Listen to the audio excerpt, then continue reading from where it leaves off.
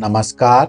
Shrimad Bharat channel में आपका स्वागत है और आज हम कार्तिक महात्म्य के 25वें अध्याय का श्रवण करेंगे।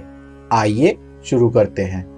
धर्मदत्त ने कलह से दुखित भाव से कहा, तीर्थ, व्रत और दान के करने से समस्त पाप नष्ट हो जाते हैं, मगर प्रेत योनि में रहने वाले को इसका अधिकार नहीं है। परंतु तुम्हारे दुख को देखकर मैं अत्यंत दुखी हूँ और तुम्हारा दुख दूर किए बिना मुझे संतोष नहीं होता। तुम्हारे पाप बड़े भारी हैं, क्योंकि यह तीनों योनियां बहुत बड़े पाप करने वालों को ही प्राप्त होती हैं, और प्रेत योनि तो थोड़े से पुण्य से नष्ट भी हो सकती है, लेकिन मैं तुम्हें इस योनि से अवश्यमेव छुड़वाऊंगा।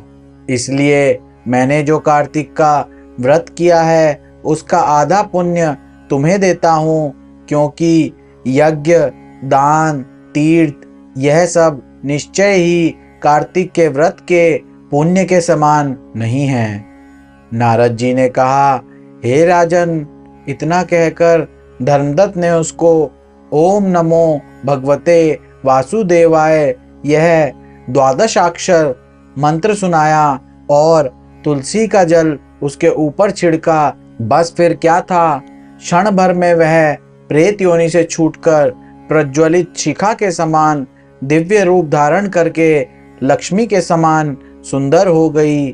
तब वह धर्मदत्त को दंडवत प्रणाम करके प्रसन्नता से गदगद होकर बोली, हे ब्राह्मण, आपके आशीर्वाद से मैं इस घोर नरक से छूट गई हूँ। मुझ पाप सागर में डूबती हुई के लिए आप नौका के समान हैं। नारद जी ने कहा, हे राजन, अभी कलहा इस प्रकार कह रही थी कि वहां पर विष्णुगण एक देदीप्यमान विमान लेकर आए।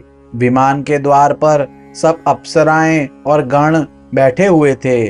धर्मदत्त ने उन सबको देखकर दंडवत प्रणाम किया। पुण्यशील और सुशील नामक भगवान विष्णु के गणों ने धर्मदत्त को अपने हाथों से ऊपर उठाकर उसका अभिनंदन करके कहा, आप धन्य हैं जो आप सदा भगवान विष्णु के व्रत, कथा और सेवा में लगे रहते हैं। आप सदा दीन दुखियों पर दया करते रहते हैं।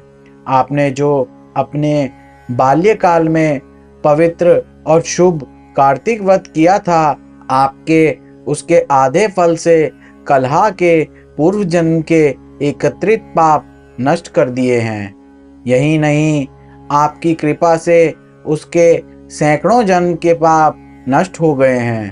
आपके जागरण आदि के करने के पुण्य प्रभाव से आकाश मंडल से यह विमान आया है।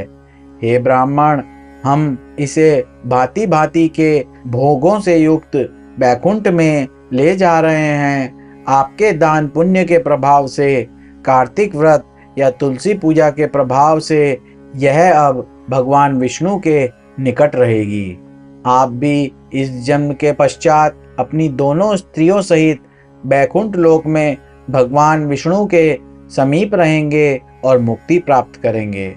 हे दया सागर, वह मनुष्य धन्य हैं और जन्म उन्हीं का फलीभूत है जिन्होंने कि तुम्हारी तरह भगवान विष्णु की भक्ति की है, क्योंकि भगवान विष्णु अपने भक्तों का भला कर क्या नहीं देते। वह सब कुछ देते हैं। जिन्होंने प्राचीन काल में उत्तानपाद के पुत्र को दूरव स्थान पर पहुंचाया, जिसके स्मरण मात्र से प्राणियों की सद्गति हो जाती है।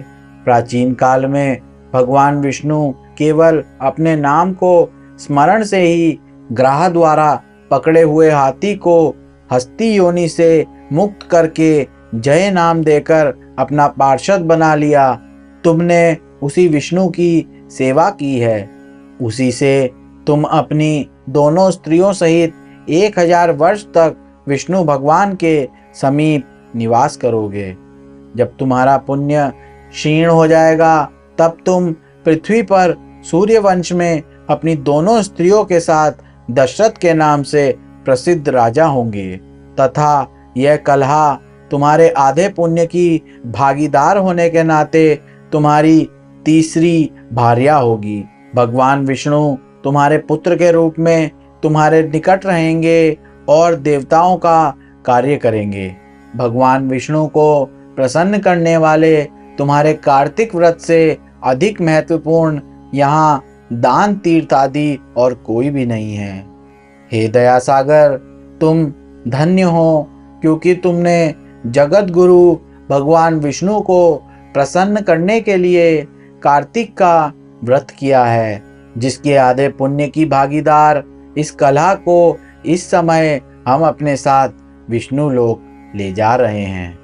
और इसी के साथ हमारे कार्तिक महात्म्य का 25वां अध्याय भी समाप्त होता है। कार्तिक मास में नित्य ही कार्तिक महात्म्य का श्रवण करने से अमोघ फल की प्राप्ति होती है। हरे कृष्णा।